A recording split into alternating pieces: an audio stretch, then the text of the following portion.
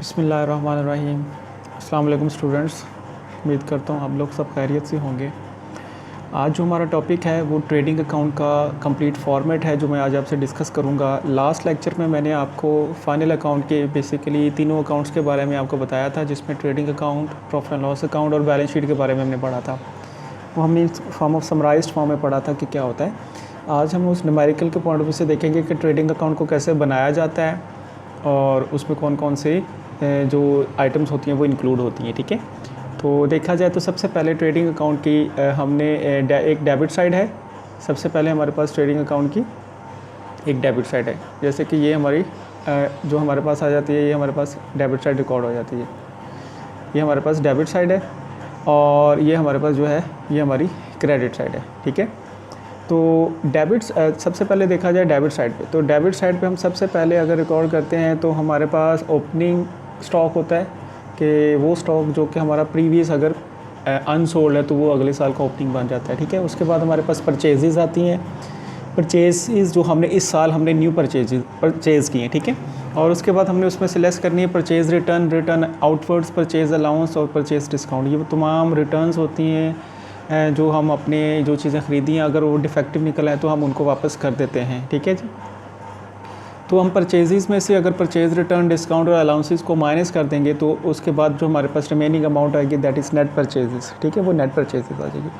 उसके बाद हम तमाम रिकॉर्ड करेंगे डायरेक्ट एक्सपेंसेस। जैसे कि मैंने आपको बताया था कि डायरेक्ट एक्सपेंसेस बेसिकली चीज़ को परचेज़ करने के तक आते हैं या चीज़ को बनाने तक आते हैं। याद रखिएगा बिज़नेस दो टाइप का होगा, या तो ट्रेडिंग का बिज़नेस कर रहे होंगे या मैन्युफैक्चरिंग का बिज़नेस कर रहे होंगे। जब ट्रेडिंग का बिज़नेस कर रहे होते हैं तो डायरेक्टली याद रखिएगा आप किसी की बनी बनाई चीज़ों को अपने पास रखते हैं और उसको बेचते हैं। मैन्युफैक्चरिंग में सबसे पहले आप मैन्युफैक्चरिंग करते हैं फिर उसको सेल करते हैं। तो अभी जो हम डिस्कस करें ये ट्रेडिंग के पॉइंट ऑफ व्यू से भी है और मैन्युफैक्चरिंग के पॉइंट ऑफ व्यू से भी हो सकता है। ठीक है, तो डायरेक्ट एक्सपेंसेस वो एक्सपेंसेस होते हैं जो चीज़ को फैक्ट्री तक लाने में और उसको मैन्युफैक्चर के दौरान खर्च होते हैं। ठीक है, जैसे कि सबसे पहले मैंने पूरी लिस्ट इसमें एक्सप्लेन कर दी है, वन बाई वन मैं आपको बताता जाता हूँ। फ्रेट इनवर्ड्स, फ्रेट होता है बेसिकली किराया होता है जो बाय सी बाय एयर अगर हम कोई चीज़ गुड्स मंगवाते हैं। कैरेज भी सेम मीनिंग के लिए यूज़ होता है, ये बाय रोड के लिए यूज़ हो जाता है। कैरेज सिंपल वर्ड भी आ सकता है, इनवर्ड भी आ सकता है। कैरेज ऑन परचेजेस भी वर्ड हो सकता है।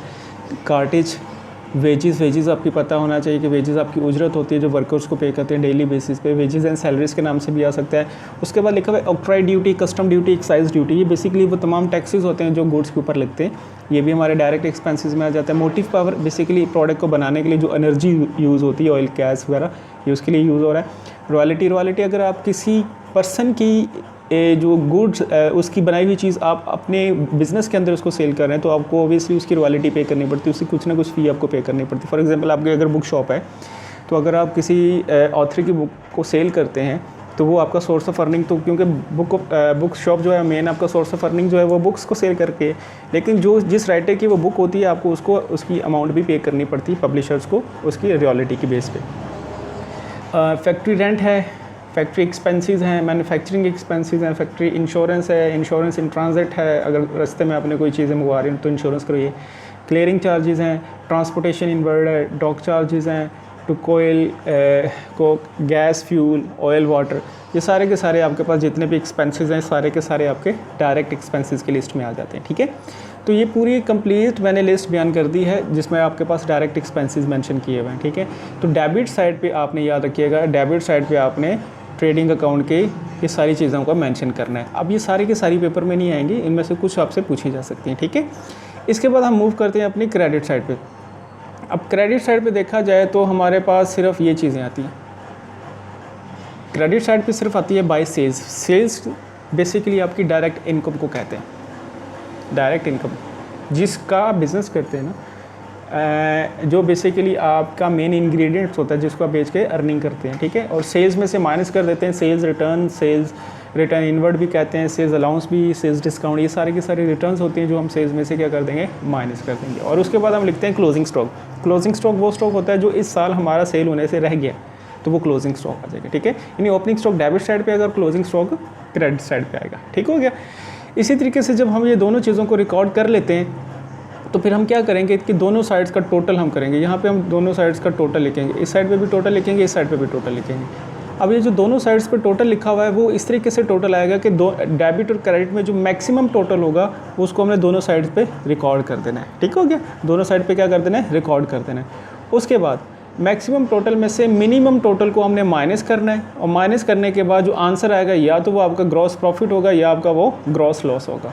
ठीक है, ग्रॉस प्रॉफिट किस सेंस में आता है, याद रखिएगा, ग्रॉस प्रॉफिट तब आता है जब आपके पास क्रेडिट साइड ग्रेटर देन होती है डेबिट साइड से, तो वो आपके पास ग्रॉस प्रॉफिट होता है। ये मैंने आगे इसको फर्दर शो भी किया हुआ है ये ट्रेडिंग अकाउंट में, कि अगर आपकी क्रेडिट साइड ग्रेटर देन होगी डेबिट साइड से तो ग्रॉस प्रॉफिट होगा, और अगर आपकी डेबिट साइड अगर आपके पास सपोज करें क्रेडिट साइड लेस देन होगी डेबिट साइड से तो ग्रॉस लॉस होगा। यहाँ पे बाय मिस्टेकनली एक चीज़ ये रिकॉर्ड हो गई है, यहाँ पे आपने लिखना है if credit side is less than debit side, तो ठीक है, इसको आप ठीक कर लीजिएगा।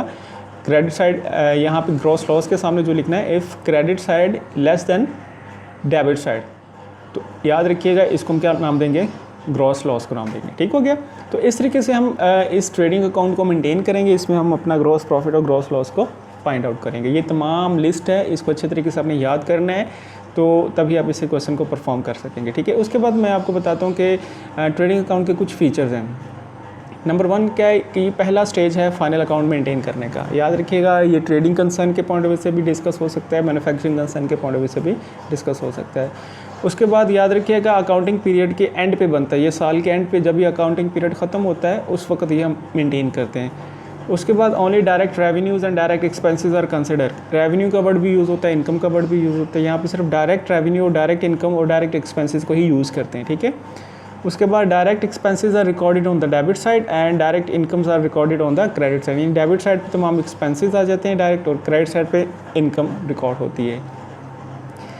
All items of direct expenses and direct revenue concerning current year are taken into account. अब जितने भी यहाँ पे एक्सपेंसेस और इनकम्स ली गई ये उसी इस एक ही करंट ईयर की होंगी, जिस साल का आप बिजनेस कर रहे थे उसी साल का profit and loss find out करना है ट्रेडिंग अकाउंट में। मतलब अगर 2019 का बिजनेस कर रहे हैं तो 2019 के ही एक्सपेंसेस लेने, 2019 के ही आपने इनकम्स को रेवेन्यूज़ को अकाउंट में लेना है। ठीक है, उसके बाद no item relating to the past next year is consider. इसमें ना तो पिछले साल की कोई ट्रांजैक्शन इंक्लूड करेंगे ना ही नेक्स्ट ईयर की कोई ट्रांजैक्शन इंक्लूड करेंगे। ठीक है जी, उसके बाद मैंने आपको एक्सप्लेन की डेफिनेशन भी लिख दी है। डायरेक्ट इनकम क्या होती है, the revenue earned out of normal business activities are known as direct income या डायरेक्ट रेवेन्यू। वो रेवेन्यू वो इनकम जो कि आप नॉर्मल बिजनेस एक्टिविटी से अर्न करते हैं उसको हम डायरेक्ट इनकम का नाम देते हैं। ठीक है जी, उसके बाद direct expenses connected with purchase of goods are known as direct expenses. वो एक्सपेंसेस जो कि हम गुड्स को परचेज़ करने के लिए खर्च करते हैं उनको हम डायरेक्ट एक्सपेंसेस करते हैं। वो गुड्स जो जिनको बेच के आपने अर्निंग करनी होती है, याद रखें, वो गुड्स जिनको बेच के आपने अर्निंग करनी है